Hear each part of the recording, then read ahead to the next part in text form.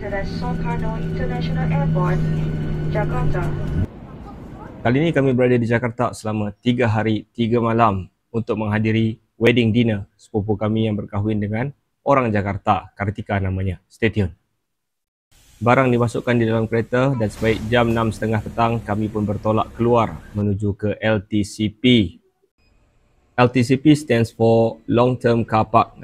Hari pertama kita boleh parking RM30, hari yang kedua RM20, hari yang ketiga RM20, hari yang keempat RM10 dan RM10 pada hari-hari yang seterusnya.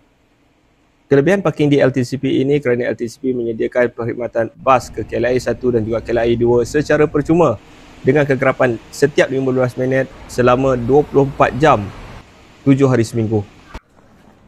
Bas akan drop off anda di tingkat 1, anda hanya perlu naik di tingkat atas sekali untuk pelepasan.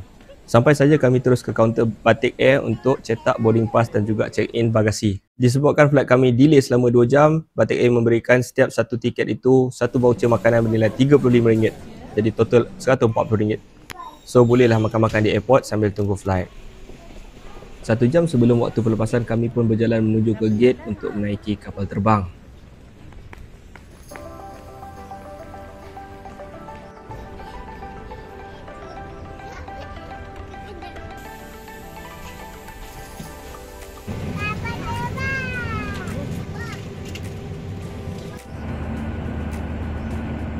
Soekarno International Airport, Jakarta. The local time now is 32 minutes past 2 in the morning and temperature is 26 degrees Celsius. Flight daripada Kuala Lumpur ke Jakarta memakan masa sekitar 2 jam 15 minit dan kami sampai di airport pada jam 2.30 pagi. Terus ambil teksi dan menuju ke hotel. Sampai je di hotel kami terus ambil standard room untuk tidur dulu malam tu. Walaupun hanya tidur beberapa jam, kami tetap bangun untuk makan breakfast yang disediakan pihak hotel. Walaupun tidaklah banyak mana, tetapi syukur okey lah.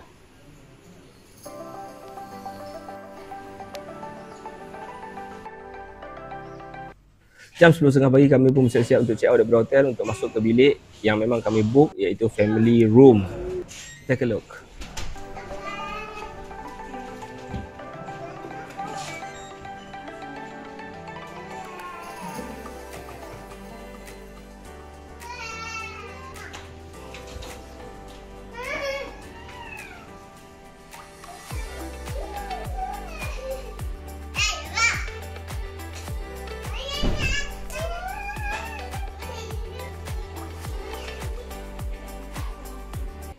Lepas je check-in, kami terus ambil Grab untuk menuju ke Grapari untuk membeli SIM card. Grapari ni macam center lah untuk Telkomsel, jenama SIM card nombor 1 di Indonesia. Kalau beli SIM card di airport agak mahal, sekitar RM70-80, tapi kalau pergi ke center dia hanya sekitar RM10 sahaja SIM card untuk 3 gig. Selesai sahaja membuat SIM card, kami terus ambil Grab menuju ke stesen kereta api berdekatan, iaitu Stasiun Gondang Dia untuk menuju ke Taman Mini Indonesia Indah ataupun nama pendeknya TMII.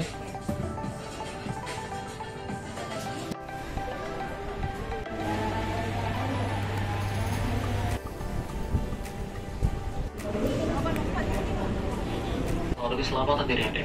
Stasiun Cawang Station. Kita perlu turun dulu di stesen Cawang untuk mengambil LRT yang baru sebenarnya menuju ke TMII.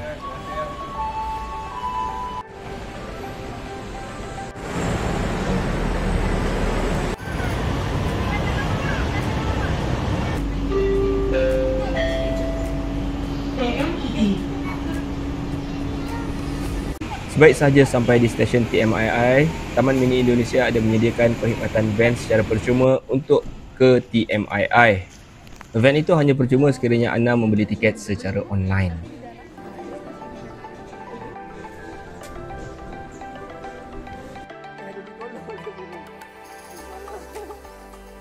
Ni piccolo ya. Ni piccolo kamu. TMII terlalu besar untuk anda berjalan kaki bersiar-siar, jadi anda boleh memilih sama ada untuk menyewa basikal, skuter ataupun seperti saya bagi, ataupun anda juga boleh naiki cable car. Harga bagi berbeza-beza mengikut bilangan seater. Bagi seperti kami adalah 6 seater yang mana harganya sekitar RM80 untuk 2 jam. Puteri, okey jom. Pergi puteri. Macam ai. Cuba bayar Mario lah.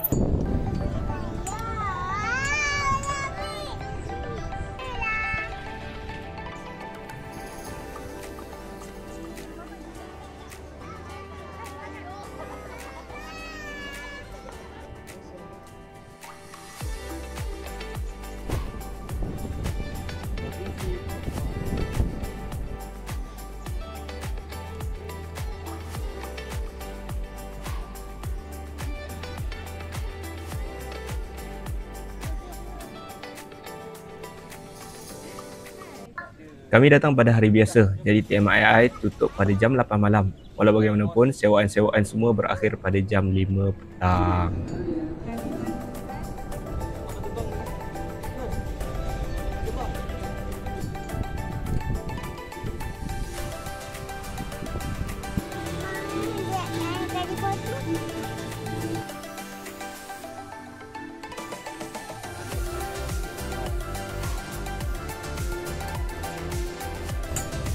Macam dancing nanti kan.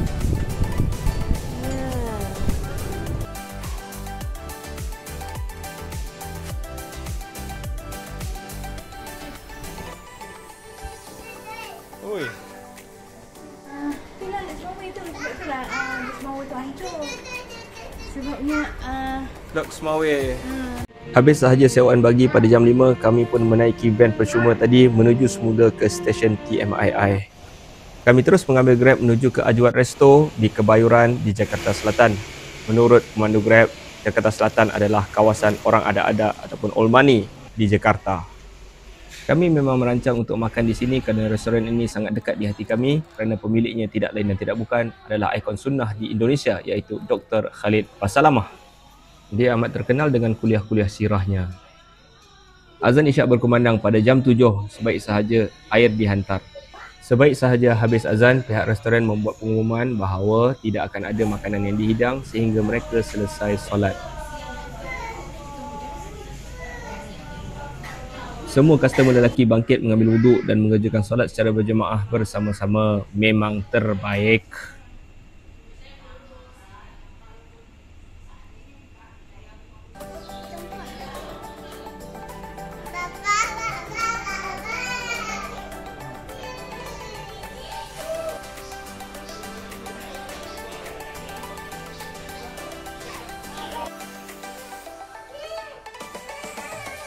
Pulanglah kami ke hotel.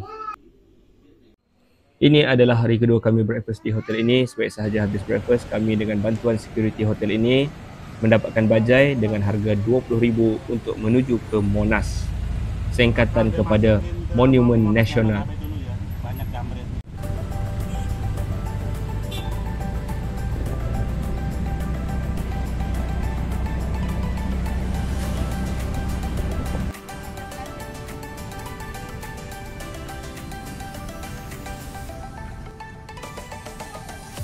Pintu masuk Monas terletak di hadapan Monas kerana laluannya adalah di bawah tanah. Ada dua jenis tiket untuk memasuki Monas, satu hanya masuk ke muzium dan satu lagi muzium dan juga naiki puncak. Gratis, berarti dua dewasa aja ya. Ke puncak. Di bahagian bawah Muzium Monas ini menceritakan sejarah Indonesia 3000 tahun sebelum Masihi, iaitu orang Indonesia beragama dengan agama Buddha sehingga kedatangan Islam sehingga bebas daripada penjajah iaitu Belanda, dan juga peristiwa-peristiwa penting selepas daripada itu. Perhatian, panggilan antrian puncak untuk sesi 2. Nomor 1 Ayo, ya. sampai 38. Silahkan masuk.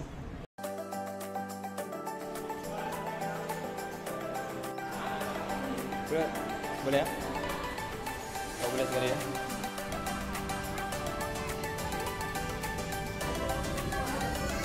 Habis sahaja lautan Monas, kami menaiki bagi yang disediakan pihak Monas untuk ke pintu keluar yang padanya ada pasar untuk minum minuman wajib kami iaitu es jeruk ataupun air limau.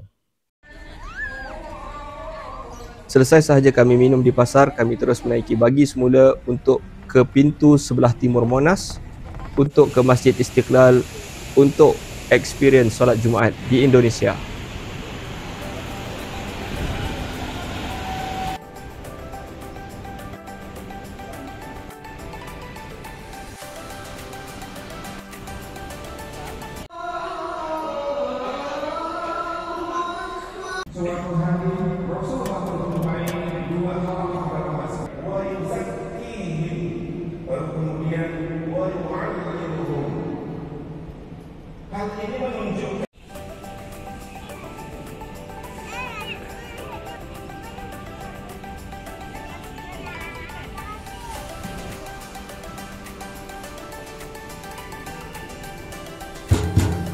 Selesai di masjid, kami terus mengambil Grab dan menuju ke Grand Indonesia untuk ke restoran Rembolan. Rembolan menyajikan hampir ke semua menu di seluruh daerah di Indonesia menurut sumber. Untuk walk-in di Rembolan, anda perlu menulis nama dan juga beratur. Jika tiba giliran anda, nama anda akan dipanggil sebanyak 3 kali sahaja. Kekal satu tempat ya.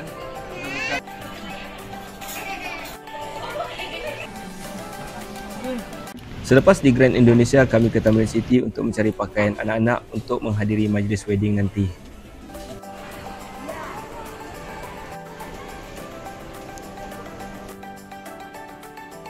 Balik daripada Tamrin, Pak Suizah yang baru landed pagi tadi di Jakarta singgah ke bilik. Kebetulan bilik kami airconnya leaking pula.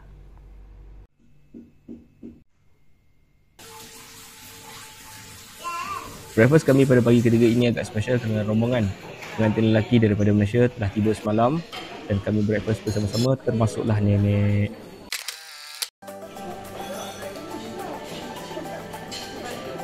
Walau bagaimanapun, tentatif kami dan nenek tak sama kerana pagi ini kami akan menuju ke kota tua dengan menaiki kereta api di stesen yang terdekat dengan hotel kami, iaitu stesen Kondang Dia.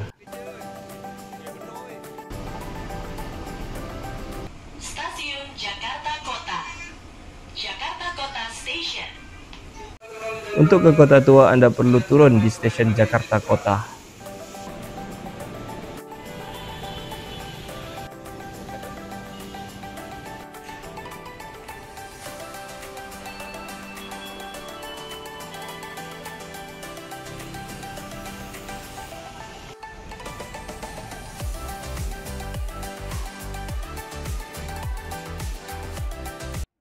Disebabkan keterbatasan masa, jadi kami tidak sempat masuk ke dalam bangunan melainkan menyewa sepeda sahaja ataupun basikal round-round di sekeliling kota tua.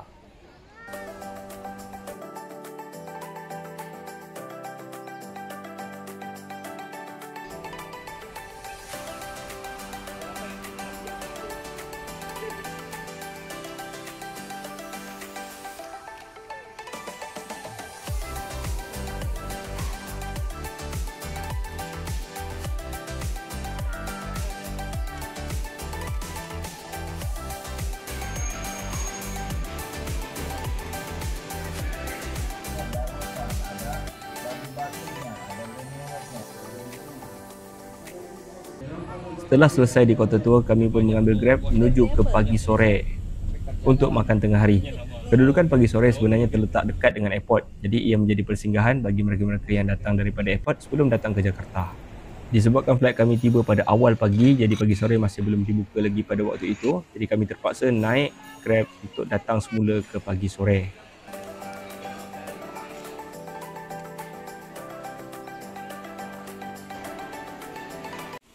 Setelah makan di Pagi Sore, kami pun menaiki Grab dan menuju ke Sarinah Mall untuk tengok apa-apa barang yang boleh dibeli di sini.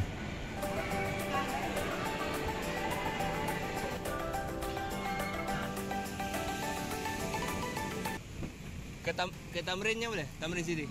Boleh? Setelah mendapati harga-harga barang di Sarinah Mall sedikit mahal, lalu kami nekat untuk menaiki teksi menuju semula ke Tamrin Square.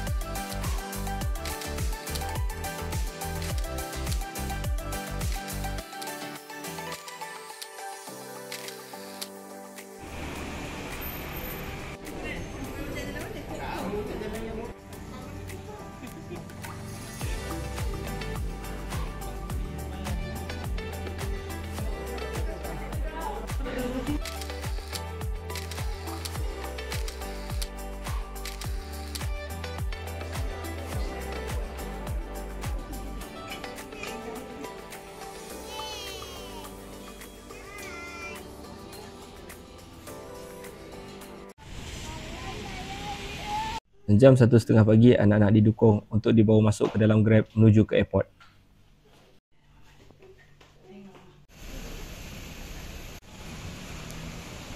Disebabkan anak-anak terlalu letih untuk duduk di kursi-kursi airport, jadi kami mengambil kesempatan untuk check-in di dalam lounge sementara menunggu waktu pelepasan dengan harga yang agak murah, seorang RM55 untuk dewasa. Blue Sky Lounge ini terletak di sebelah dalam bahagian penerbangan domestik.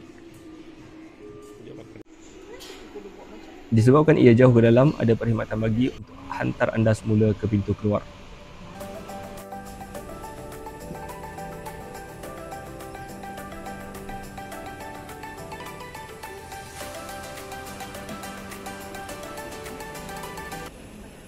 On behalf of Captain Vivek, First Officer Elisha and the rest of the crew, we thank you for flying back to Air Malaysia. We look forward to see you again and have a pleasant day.